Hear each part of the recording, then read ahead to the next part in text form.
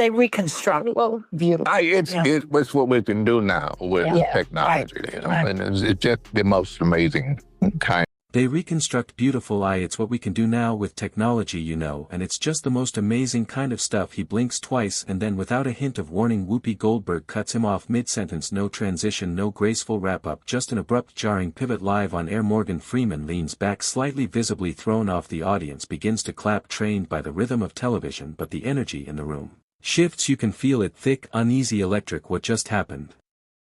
This wasn't a B-list celebrity rambling through a forgettable interview. This was Morgan Freeman, a cinematic icon, a national treasure, being silenced in real time, and that silence, it rang louder than anything he just said. The immediate question echoing in viewers' minds: why was it something he said, or was it something the View didn't want you to hear? Because what happened next didn't just reveal a TV flub, it peeled back the curtain on something much deeper, something far more unsettling than a moment of awkwardness on daytime television. Please welcome the incredible Morgan Freeman. Give it up for the legendary Morgan Freeman. But before we dive headfirst into what really went down, go ahead and hit that like button, subscribe to the channel, and tap the notification bell so you never miss moments like this, because trust me, they don't want you seeing this kind of truth. All set, subscribed, perfect. Let's get into it. Buckle up. Question: but we run out of time. Listen, this is extraordinary.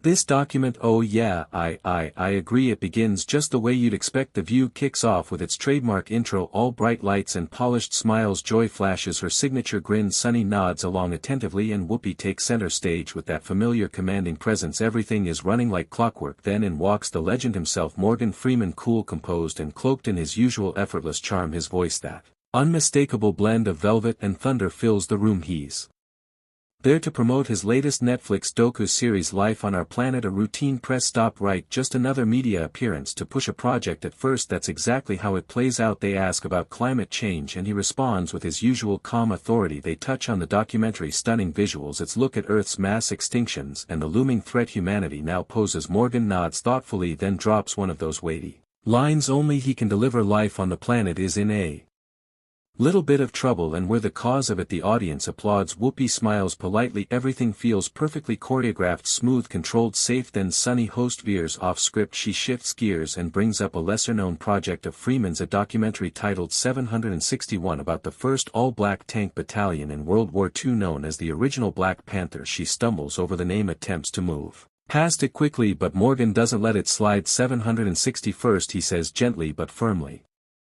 The original Black Panthers. And just like that, the energy in the studio shifts. You can almost sense the producers tensing up behind the cameras. The air thickens, because this is where the conversation takes a turn. Morgan stops playing by the script. He begins speaking candidly and clearly about representation, or the lack of it, in early Hollywood. He talks about growing up and hardly ever seeing black people on screen, and when he did, they were always cast in the same roles. Always, he says, that's what we were allowed to be. And how many times did I see black people in the movies, and if I did see them, what were they doing? Yep, they were servants. Boom, that line cuts through the room like a blade. Joy lets out an uneasy laugh. Sunny offers a stiff nod, clearly unsure how to respond. Whoopi clears her throat, trying to steady the moment. The tension is suddenly thick, crawling across the table like static. But Morgan, he's just getting started. He shifts the conversation to the present, his voice calm but pointed. We still cherry-pick the stories we tell, he says, the ones that are safe, the ones that fit the narrative. No raising of his voice, no theatrics, just truth delivered with precision, and it lands heavy, making sure people don't forget vital parts of our past, including this documentary that you executive produced called 761st. Did I get that right? Yeah, 761st Tank Battalion.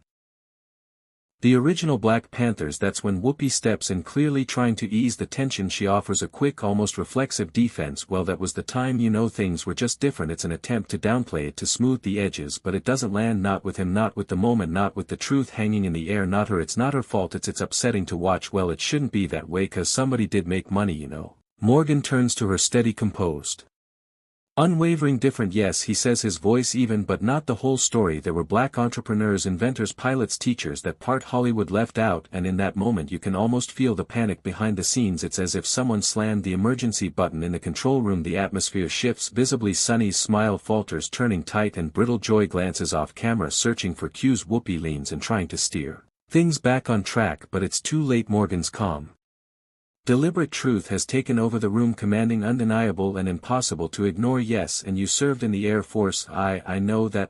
This film was then very personal to you. I'm movie buff from early childhood. I saw my first movie when I was like 6 years old.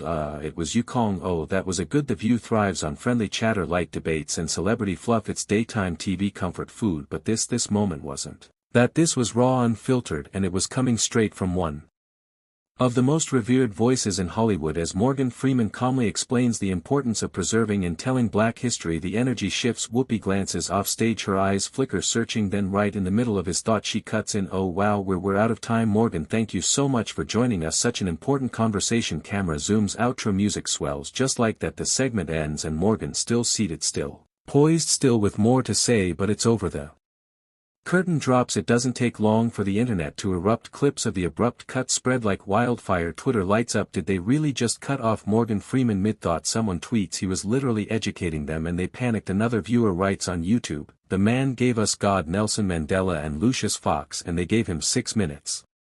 Someone else points out, they had time for celebrity gossip and political sound bites but not for actual truth from a legend.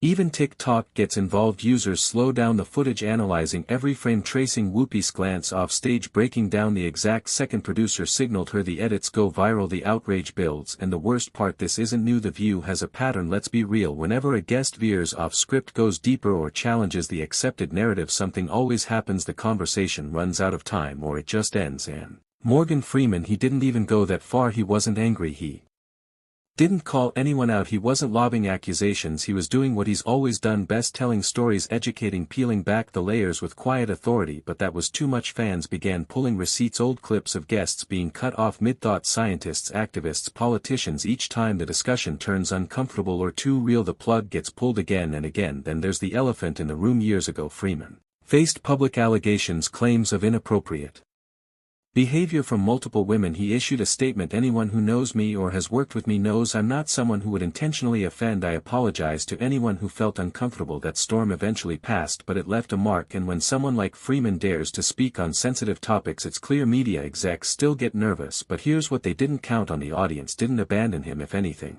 people have grown even more protective, because when Morgan Freeman speaks, people listen, and when he gets silenced they ask why. What were they so afraid of? This wasn't just an awkward TV moment, it was something bigger, a clash between truth and television, between authenticity and agenda. Morgan Freeman didn't rant, he didn't shout, he didn't accuse, he told the truth quietly, clearly, and with the kind of weight that only comes from a lifetime of earned respect. And that was enough to make producers pull the plug, and that should make you stop and think, because if someone as iconic, as beloved, as universally respected as Morgan Freeman can't speak freely on mainstream television, what does that say about the rest of us? So now I want to hear from you. Was Morgan Freeman unfairly shut down? Did the View's producers overreact, or were they just protecting their own narrative? Drop your thoughts in the comments. I read every single one of them. And while you're here, hit that like button, smash subscribe, and tap the notification bell so you don't miss the next Hollywood moment they hope slips under your radar, because trust me, this is only the beginning. Stay tuned.